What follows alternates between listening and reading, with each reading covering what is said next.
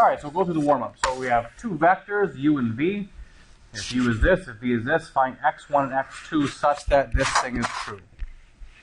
Now we're trying to find the weight, essentially, so that 4, 6 is a linear combination of 1, 2, and 1, 0. So what's our plan here? Our plan is to, that's the same thing as saying x1 times 1, 2 plus x2 times the vector 1, 0 equals 4, 6. And what we saw yesterday is that if we multiply through our vectors by our scalars and then do the vector addition and say this vector is equal to this vector only if their components are equal, we essentially get a linear system. So trying to find this x1 and x2 is the same thing as trying to solve the linear system that says x1 plus x2 equals 4 and 2x1 plus 0x2 equals 6. So those two questions are the same. And the way we solve that linear system is by going to an augmented matrix. 1, 1, 4, 2, 0, 6. And of course, we could go right to that step from the beginning. Right, that first column of our augmented matrix is just u, the second one is just v, and this right side is just what it's equal to. So our step is to go to REF, try to reduce this thing to find a solution. So I will leave my first row the same. I will take my second row minus 2 times my first row. So my R2 is going to be equal to R2 minus 2 times R1. I want to make sure I'm annotating everything here. I'll get 2 minus 2 times 1 is 0. 0 minus 2 times 1 is negative 2. And 6 minus 2 times 4. So 6 minus 8 is negative 2. Now I'm in REF form. Is there going to be a solution? Can I find an x1 and x2? I can. What's my justification here? I have 2 pivot points. 2 variables. Absolutely. All those things are going to lead us to the same thing, right? You can say that. That's not to say that there is a solution. We can also see that because we have pivot points here and here, we can't have a pivot position here. So the right-hand column is not a pivot column. So we definitely have a consistent system here. So now that we know that there is a solution, we'll go find the rest of it. So now I'm going to take that second row and divide it by negative 2. I'll get 0, 1, 1. And then my next step is to take R1 and say R1 minus R2 to eliminate this position here. Now we'll get 1, 0, 3. Now I'm in reduced row echelon form. From there I can go back to rewrite my system. This system is x1 equals 3 and x2 equals 1. And those should be my solutions to linear system. And it's also the weights such that we have a linear combination to get to 4, 6. All right, confirm, deny that answer. Are they making mistakes along the way? Once again, the real value in these warm-ups is the fact that you get started on them, come a little bit early, see how far you can get, and see if you get stuck anywhere. And that way when we go through them, hopefully you see exactly where you got stuck and everything will make sense. Any questions about the warm-up?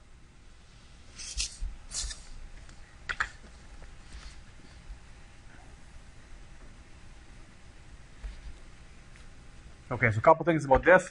Once again, we're just stressing that this vector equation, that's what we have here, is a vector equation, is exactly the same as this linear system. We're really just saying the same thing 2 different ways.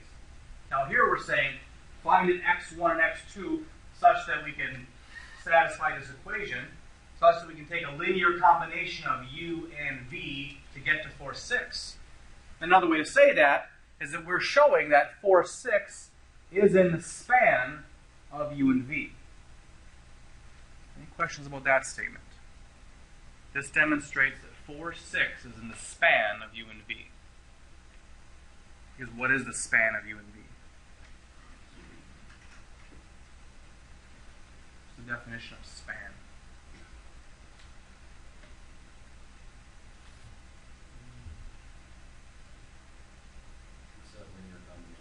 Absolutely. It's set of all possible linear combinations of, and this is a linear combination. And because we have a linear combination that gets to this is in the span. Okay?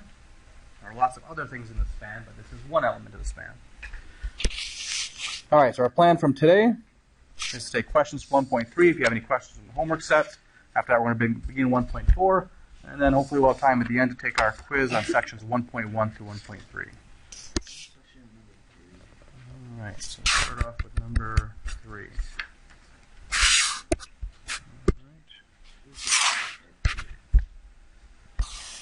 All right.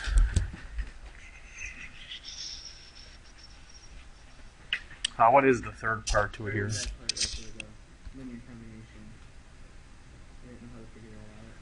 Okay, so write X is a linear combination of U and V. So they're giving us this big gridded network, and we're trying to find X. X is right here. And so we're basically just trying to find the coefficients that are going to get us to X. We have a, see that very good, can you? Make it a little bigger here. Doesn't really do a whole lot. Put a control plus. No, that doesn't really do much. Alright, so I have a U like this and a V like this. These are kind of the pieces that I can add together. So this would be 1V. If I had 2V, I'd be able to here. 3V would be able to here, so on and so forth. So the distance between these kind of parallel lines is a V. And same thing with U. This is 1U, this is 2U. So I'm basically finding some sort of path that gets me down to X. So here's X. It looks like one path could be V, another V, so that would be 2V. And plus how many U's to get down to here. Remember, when I add the U's and V's, I can put them tip to tail to represent their sum. So I have 2 V's and then 2 U's. I shouldn't say 2 U's though, because the U would be this direction, right? This would be minus 2U. So then we could put that one in here. Say we have negative 2U and 2V. Right. Good. Okay. So we're just kind of mapping ourselves through this thing. And it's a good visual representation for how we add vectors. Other questions?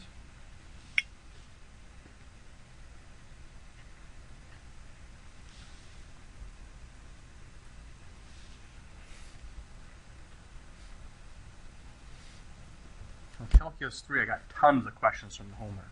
So I'm wondering if it's just so many attempts that they give you and similar exercises, if that's trimming some of that out. We have to go through number 6,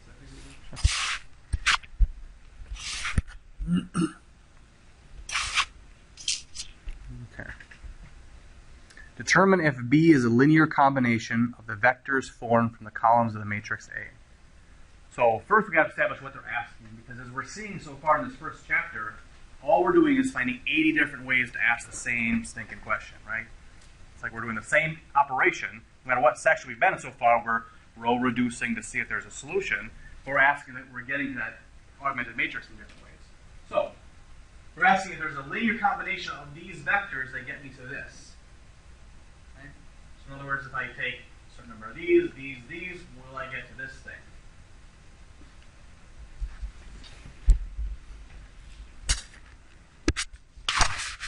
Let me just put that out real quick.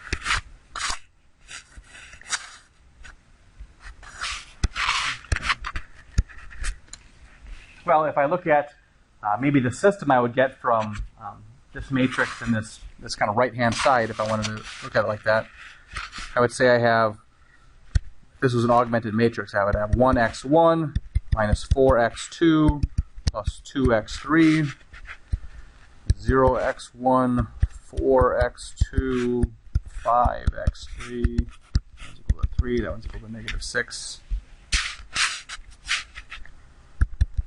4x1 plus 16x2 minus 8x3 equals negative 3. That's our system we would get if this was an augmented matrix.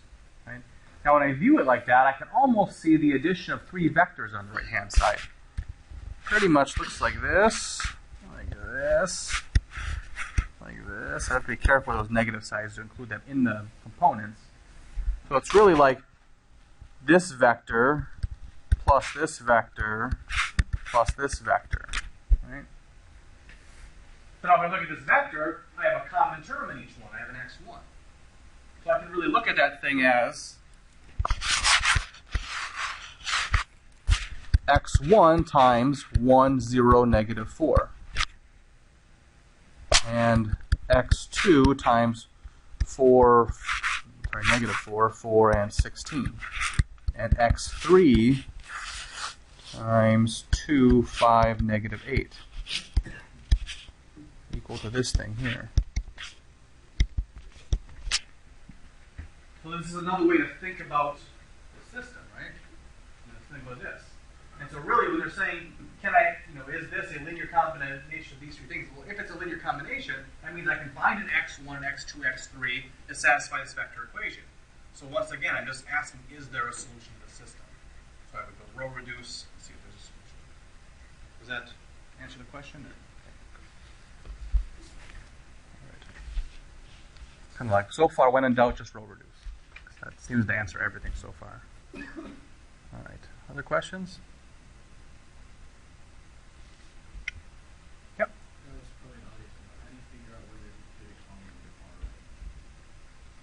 You'd go down to that row reduced echelon form. So if I take this thing as an augmented matrix, and I do the row reduction, I'm going to get to a couple possibilities. I'm going to get to something that looks like, with some numbers over here, which could be 0, could not be 0. I'm going to get to that thing. Or I'm going to get to this thing, in which case if this number is 0, I'm good. And if it's not 0, then it becomes a pivot column and there's no solution. All right, so we're just going to that full row reduction, and we'll see that last one. Of course, we don't have to go to the full reduced row. When we get to the row echelon form, we'll know whether that's going to be the case down there or not. Okay. Other questions?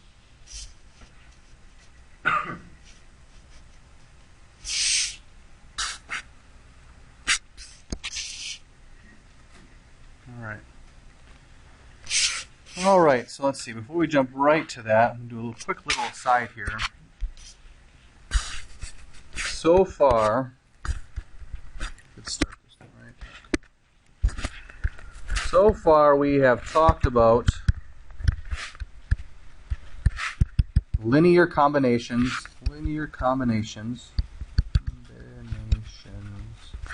of vectors. What are linear combinations? When we're adding vectors together, subtracting them sort of, right? Adding a negative, and multiplying them by scalars. Right? So 2 times v1 plus v2 equals something. Linear combination. But we're only multiplying them by scalars. We're not actually multiplying any vectors. We know how to add vectors, subtract vectors. We know a bunch of properties of the vectors. We're not multiplying vectors together at all. So the question is, can we do that? So there's two ways we can multiply vectors together. We can multiply them. I'm going to use a real weird symbol here as multiplication, so you can just ignore that for a second. One way where I actually get a vector as an output. Or I can multiply them in a different way to get a number as an output. We actually have two ways to multiply vectors together. When we multiply them together to get a vector, we're going to call that a vector product. And you'll see that as the cross product. Okay. And we use the symbol of just an x there. Now the way we multiply vectors together to get a number is called a scalar product because the result is a scalar. And we're also used to seeing that as the dot product. We're going to talk more about that dot product later. We mark that with just a dot. v1 dot v2. How many people worked with the dot product before? Anybody not worked with the dot product before? Anyone not seen the dot product? Okay. So when we take the dot product, all we do is take the sum of the products of the components. So if I had v1, v2 dotted with w1, w2, the dot product would give me v1 times w1 plus v2 times w2. Right, so I just want to remind ourselves what the dot product was. Now we're going to extend our idea of multiplication to matrices. So we've talked about linear systems, we've talked about vector equations, now we're talking about matrix equations, which are equations that have matrices in them, right? Imagine that, matrix equations. So they're going to look like this for now. Some matrix A times some vector X is equal to some vector B. And I'm stressing what those elements are because it's really easy to write AX equals B and not know what A is or X is or B is. So we understand that A is a matrix, X and B are vectors. But of course, as soon as we write that, we have to say, well, what in the world does that mean? We're multiplying those things, do we have a definition for that? And so that was a big focus of this next section, how we multiply a matrix by a vector. What we're going to see is there's two ways to multiply a vector times or matrix times a vector. I'm going to go through these pretty quick because I assume you've done the reading, you've kind of worked through them, kind of gone through the details.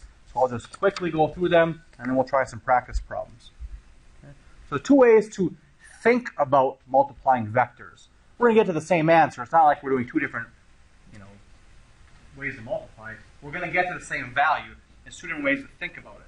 Now, I really want to stress here, this isn't like, well, here's two ways to think about it. Pick whichever one feels natural for you and go with that. No. There are two different ways to think about it, and you really need to understand both of them thoroughly because they have generalizations later. And you have to program with them later and do other things with these different techniques later. So you have to understand both ways to visualize this multiplication. The first one is the row vector rule. Okay? The row vector rule.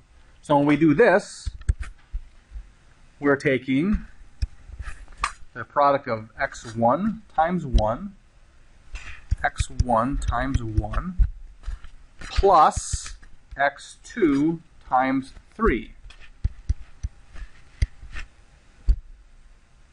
We're taking the sum of the products of the first row of the matrix and the vector. So row times vector. The first row times the vector. But what do I mean? Row times vector, vector times vector. I mean dot product in this case. So really what this is the dot product of the first row and the vector. Okay. So it's the dot product of each row with the vector. So the next one would be 2x1 plus 4x2. Now remember, I have x1 and x2 in there, but if those were numbers, I would add those numbers together and I would get a number and a number here. Right? So I would get that vector as a result. So this would be a x equals b. Okay, so that's the first way to think about this multiplication.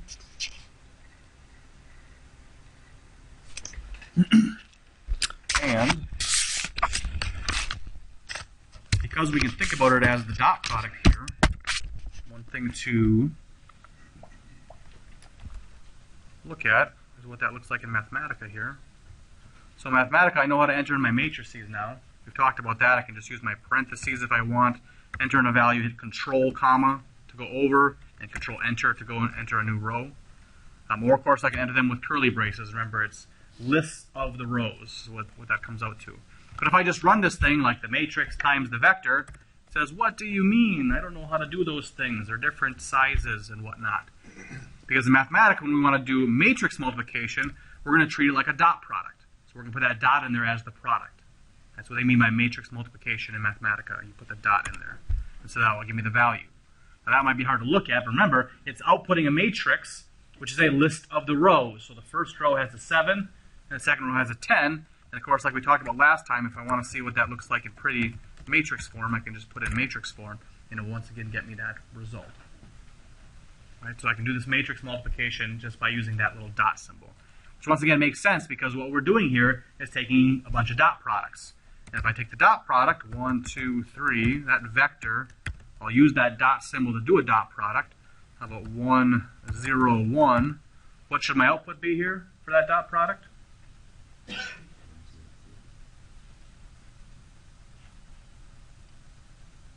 Remember, the dot product will give me a number value. What will the dot product of this one be?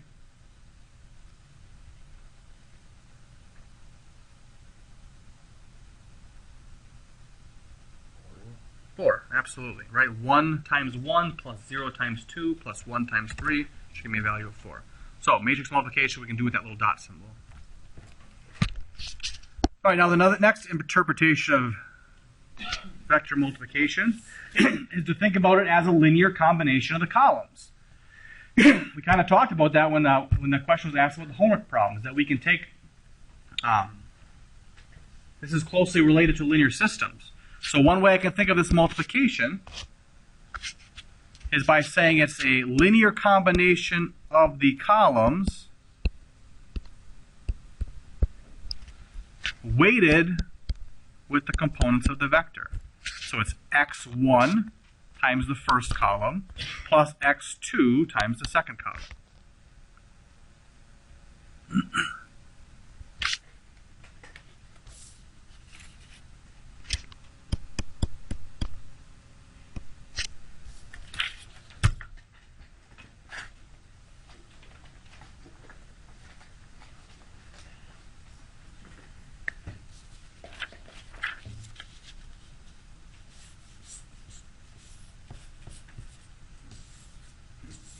Okay, now you can't tell the other math instructors that I did this, right? But this is how I picture matrix multiplication. Right? I got my x1, x2 here, and in my head, for some reason, this makes sense to me, I pick up my vector and I go like this, and I just work it down over the top of this, right? If I go like this, that row vector was just saying, okay, x1 times 1 plus x2 times 3. That was the first component. I go down, x1 times 2 plus x2 times 4. That was the second component. And it also kind of works in this way as well. You're just taking that x1, pairing it up with the first column, x2 pairing it up with the second column. Okay? So you don't have to write on a piece of paper every time you do matrix multiplication, but it's a nice way to maybe mentally visualize that operation. Okay, any questions about that? Yep. So do you have to have the same number of columns as rows? Yes, absolutely. In fact, that was like the big culmination I was going to do next, but you just spoiled it for everyone. No. Absolutely great, anticipation there, because absolutely that's going to have to be important. So, case in point, that last one, we just can't do that multiplication there because the dimensions are really important. So, good observation. All right, so try these next three. Well, really the first two now.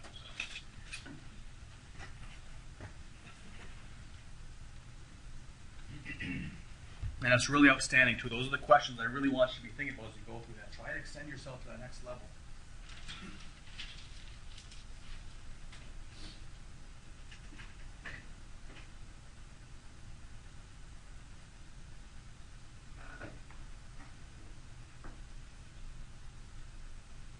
Remember, this isn't a quiz, so make sure you check your work with your neighbor, check your work on your calculator. Do whatever you want to get through the problem.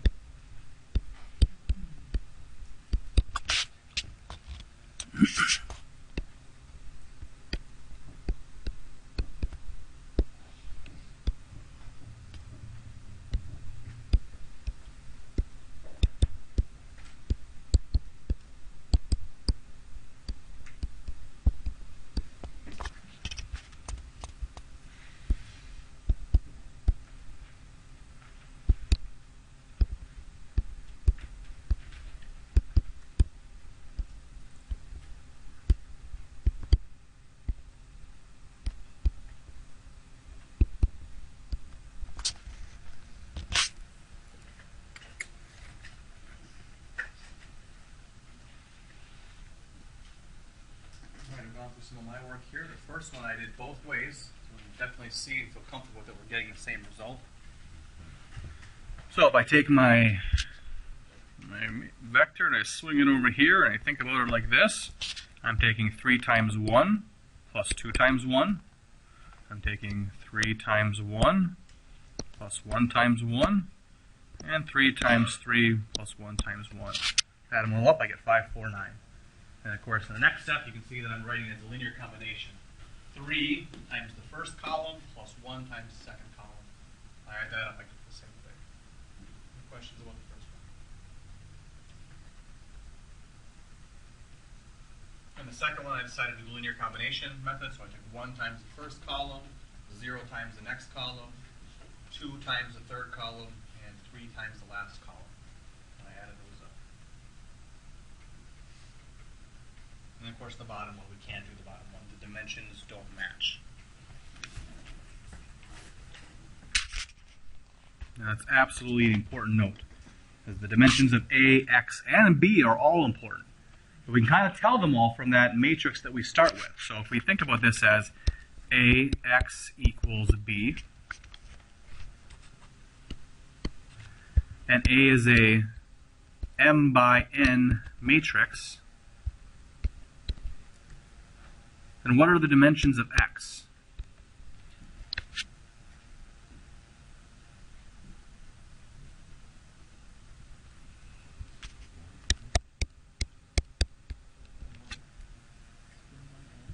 So A is M by N. Right, so it's going to have, so here's an example, right? This is an M by N. So what is this one specifically? A is what in that case? 2 by 4, right? So that's M by N. And what does our vector X have to be here? 4 by 1. Okay. Another way to say that it's 4 by 1, because the 1 is going to be the same if it's a column vector, right? It's going to have one column. So another way we can say that is X belongs to the set Rn. Okay, Rn is just a set of n dimensions, right? N-dimensional real numbers. So R2 is a 2-dimensional column vector. R3 is a 3-dimensional column vector. Rn is just an n-dimensional column vector. Okay, so X has to be an Rn. What about B? Where does B live?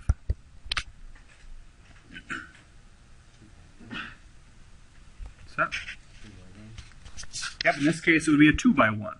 Absolutely. Here B is a 2 by 1. And so in general, X has to be an Rn, B has to be where? Rm. Absolutely. And that should kind of make sense, because what are we doing? Well, we're taking a linear combination of the columns, right? So that means the result, when we add up, multiples of the columns, should be the same size as the columns, right? Because we're adding up a linear combination of those things. Now, this would kind of say, okay, yeah, that makes sense. I'll kind of remember that. This actually plays a very important part later in the course.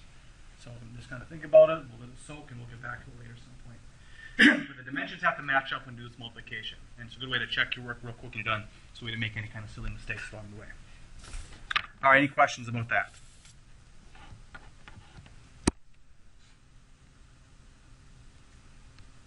All right, so now we have our matrix equation. That's our matrix equation. AX equals B. I'd like to find the X that satisfies this matrix equation. Well, wait a second, I can just do that multiplication on the left-hand side now. In fact, when I do that multiplication in terms of the linear combination idea, I would get this thing. But that's just what? That's just a vector equation. Right, that's all of 1.3. And we saw last class that the vector equation is really just the same thing as what? A linear system. A linear system that looks like this.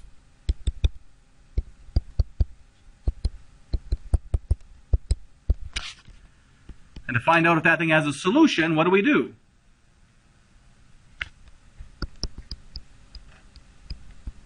to find out if that system has a solution.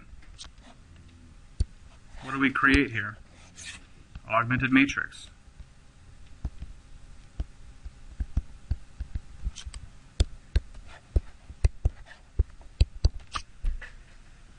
So is there a solution to that matrix equation? I don't know. Is there a solution to the vector equation? I don't know. Is there a solution to the linear system? I don't know. Is there a solution to the augmented matrix? All the same question. All the same question. Okay, so we're back to just another way to ask the same question. And do the same process. So now if I say, solve the matrix equation, or find x that satisfies the matrix equation, all you're going to do is skip these two little in-between steps. You're going to say, okay, that's the same thing as just seeing this augmented matrix and doing row reduction again. Right? So once again, we're back to just row reduction. Any questions about that?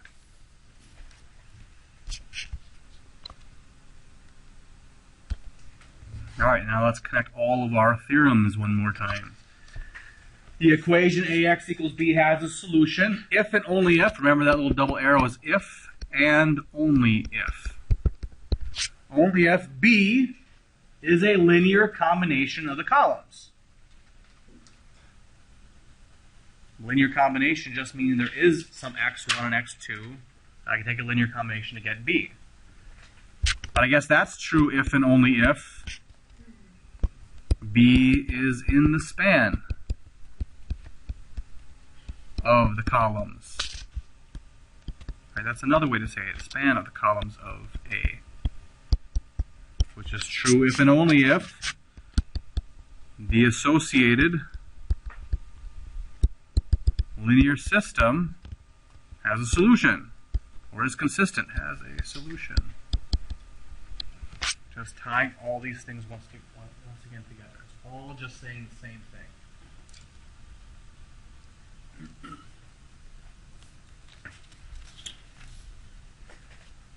Any questions so far?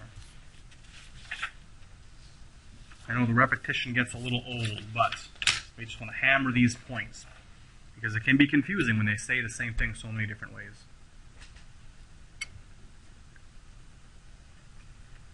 And really, there's about 8 more things I could say here, right? If I wanted to just keep going to see how repetitive I could be, right?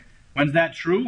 Well, it's true only if the right-hand column is not a pivot column, right? That's another way you could say it, right? So there's a whole bunch of ways we can just continue to be obnoxious here. Okay. Now, there's one other kind of key set of theorems in this section. And for the most part, they're going to be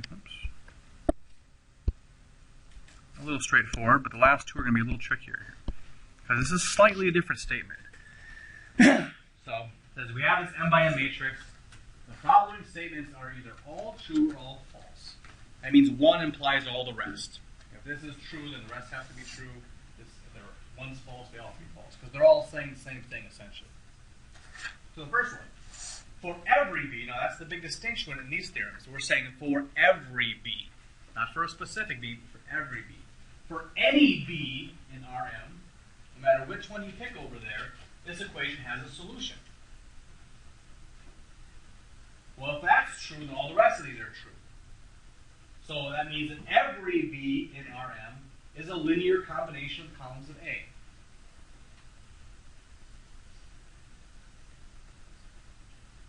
Well, that's not too big of a jump because we've already seen how this matrix multiplication can be viewed as just taking a linear combination. So the fact that this has a solution and our linear combination is really just saying the same thing. So those are, okay, those fit just by definition. But now what about this one? The columns of A span Rm. Does that make sense from the previous statements? What does it mean to span Rm?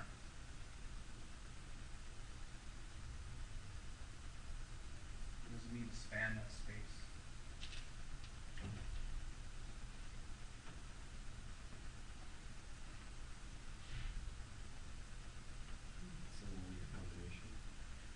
Everything in that space is linear combination. That means no matter what vector you pick here, right, if this is R3 for instance, I can say, well, 2, 4, 8, that vector. That means there is some sort of x1, x2, x3 that a linear combination would get me to that vector I said. And they're saying here that the columns of A span Rm, so I can get any one I want. Well, that's just saying that for every B in Rm, that there's a linear combination. So this is really a restatement of this, just using the definition of span. Okay? And the last one. A has a pivot position in every row. Now that's pretty useful because we can look at A and see that. Right? We do a little bit, we go to REF, and we can see if there's a pivot position in every row. And as soon as we see that, we can say, okay, it spans the whole space. It doesn't matter what's on the right-hand side, there will be a solution. So now we know if there's a pivot position in every row of A, not the augmented matrix, I'm talking about A, which is just the coefficients to the left-hand side of this. And so why is that? Our augmented matrix looks like this. Well, if there's a pivot position in every row for A, right, so I have this thing, pivot position here, here, here, can this one be a pivot column? Can there be a pivot? There can't be. So that means there has to be a solution. All right, so that's all that's saying. Is there's a pivot position in every row of A, that means there can't be a pivot position in B, which means there is a solution. Okay, but it gives us a nice way to look quickly and see that that's true. Okay. Now I got a couple practice problems here. So I'm not going to work through this one. We're going to kind of take a look at this one and just talk about how to do it. We have U, we have A, and it says, is U in the plane spanned by the columns of A? So I don't want to actually find out if this is true or not. I just want to talk about how we would do it. How could we tell if U is spanned by the columns of A?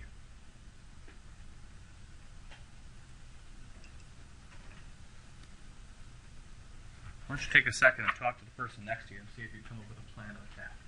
So really talk to the person next to you. Okay, this is how I would tackle this problem.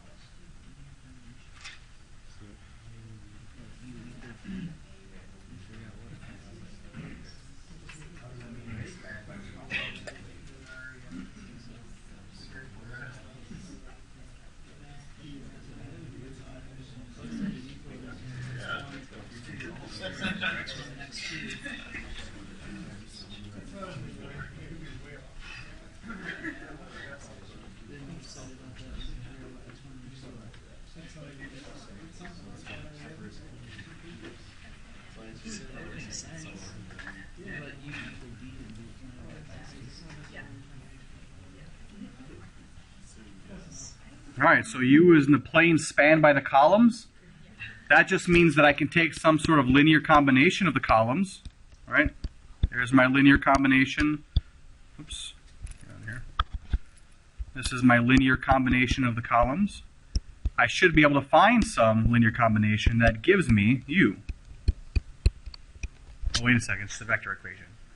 Now I'm going to form an augmented matrix, do a row reduction to see if x1 and x2 really exist. Okay.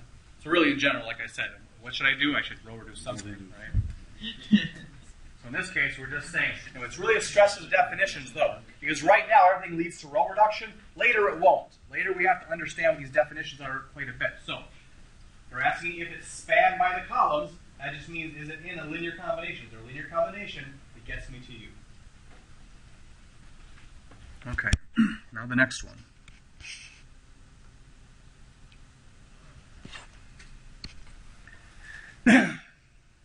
Describe the set of all B vectors, because I don't know what B is, such that AX equals B has a solution.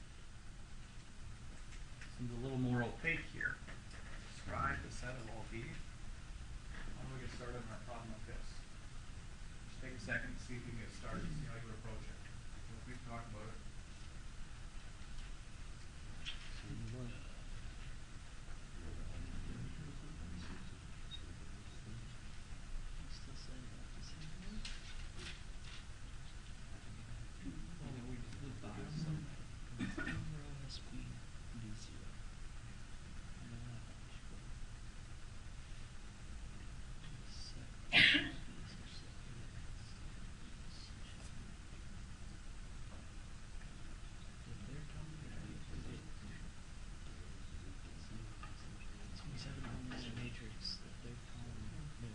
If you're stuck, writing something is always important. Even if it's gibberish, even if you don't know what you're writing at first, sometimes it's still helpful.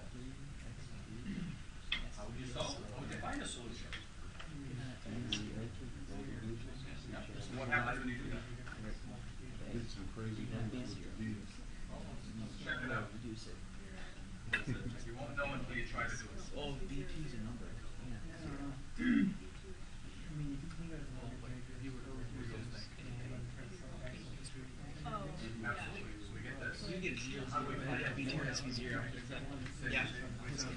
I didn't. Yeah, me too. That's me. Yeah, we should be able to do that and say, wait, this is only going to work. Then one of them's a free variable. So you want those off. So Let's see how far you get on the actual row reduction. So it'd be b1 plus x2 is equal to 3x1. This is a whole bunch of mental math. Yes. Just write this up. Do some paper. These are two easy that way. Well, it's easy for me to do. Say, you can reduce it. It has 0, 0, 0. It's still 3. Yes, 3x1 equals to b1 plus x2. And x2 is a free variable. Right? Yeah. X2 would be a free variable.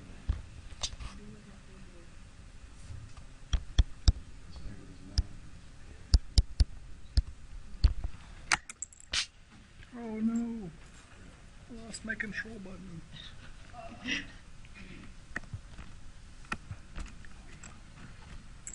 Super cool. I have to.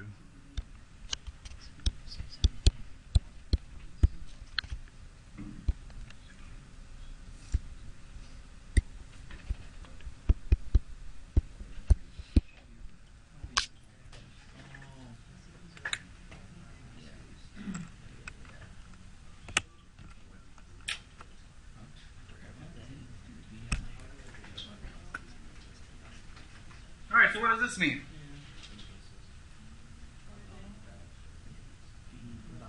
When does that thing have a solution? Only when that right side is 0. Because if this is any other number than 0, then it's inconsistent. Because this would be a pivot column number. Right? So this only has a solution when b2 plus 3b1 is equal to 0.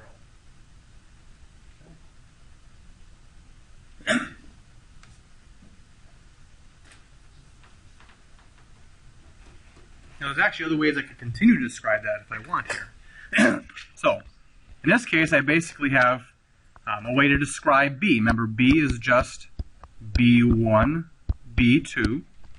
I know there's infinitely many B's that will make this a solution. So I get to choose what B1 and B2 is here, but there's this relationship between them. So in this case, I'll let B1 just be itself here. I'm going to take this and say there's only a solution when B2 plus 3B1 equals 0. Or when B2 is equal to a negative 3B1. So B2 has to be negative 3B1. In fact, I could even maybe factor out the B1 to make it look like this. And when I do that, I see that every solution is really just a multiple of 1, negative 3. Choose any value for B1, and because it has to make this thing equal to 0, and it has to satisfy this equation. So when you choose B1, you'll be able to generate the vector that will work. And so this lets me look at my solution and say, okay, now I can generate a whole bunch of B's that will work. It's really just any multiple of 1, negative 3. Okay? Now really what I need you to see is to get to this point and say, okay, all the solutions mean that this thing has to be 0 for there to be solutions. Right? And we'll work on this nice clean form at the end, so we'll use that a lot later. All right, any questions about that? And once again, I heard a lot of people say, okay, we're going to have to try to solve a system, and it's going to get ugly. And they looked at it. I don't know if they were trying to solve it all in their head, right? But what I find students struggle with the most is just getting started. They kind of know what to do, but they don't want to do it because if they're wrong, they feel like they're wasting time, right? Waste time. You have to, right? You have to just start working and see what you get. Right? If you get stuck on an exam, the worst thing you can do is just stare at it and be like, I don't know if this is the right approach. You're going to save more time if you just try that approach and see if it ends up in the dead end or not. Okay, so you just got to try stuff and move forward. All right. So that is really it. Now we're going to have our quiz. Now my stuff here. For Monday, we're going to bring questions from 1.4 and then prepare for 1.5. Yep. Front and back quiz, which means that you probably won't be able to finish it in 3 minutes. So, unfortunately, it's going to have to be a take-home quiz.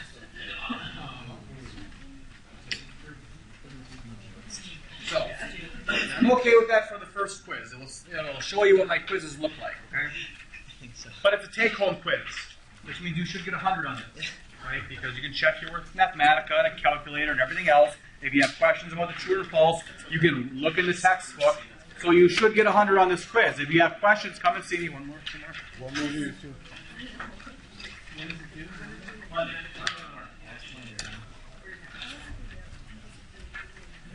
All right, so you send me emails if you have questions. I'll be around later today. I'll be around tomorrow as well. You should get 100 on this one, though, right? It's a take-home quiz, so use that to boost your quiz average. And also read through it. You can kind of see what I expect, as a review of those first 3 sections. All right. Look at that. A couple days late, and today I'm going to let you out 3 minutes early. All right? All right. Pay you back for those minutes. Enjoy your weekend.